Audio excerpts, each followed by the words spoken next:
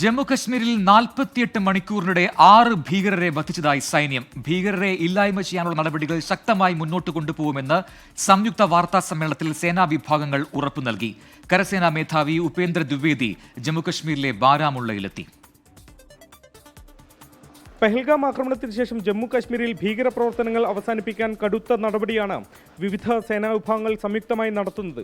May 12-നാണ് Shopian മേഖലയിൽ ഭീകര സാന്നിധ്യത്തെക്കുറിച്ച് രഹസ്യവിവരം ലഭിക്കുന്നത്.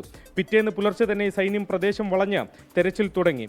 വനത്തിൽ ഏറെ ദുഷ്കരമായ ഓപ്പറേഷനാണ് സേന വിജയകരമായി പൂർത്തിയാക്കിയത്. 3 ഭീകരരെ വധിച്ചു. 48 മണിക്കൂറിനുള്ളിൽ അടുത്ത ഓപ്പറേഷൻ. ത്രാലിലെ നാന്ദേറിൽ ഗ്രാമത്തിനകത്താണ് ഭീകരർ എത്തിയതെന്നും സംയുക്ത വാർത്താ സമ്മേളനത്തിൽ സേനാ വിഭാഗങ്ങൾ വ്യക്തമാക്കി. इन दोनों ऑपरेशंस में CRP, army, Jammu Kashmir police का शाना बशाना रोल रहा है और इन लोगों ने, हमारे जवानों ने और हमारे अफसरों ने कंधे से कंधा मिला के इन ऑपरेशंस को अंजाम दिया है. इन दोनों ऑपरेशंस में 6 टेररिस्ट को न्यूट्रलाइज किया गया. ഗ്രാമത്തിലെ വീടുകളിൽ ഒളിച്ചിരുന്നാണ് ഭീകരർ സേനയ്ക്ക് നേരെ വെടിയുതിർത്തത്.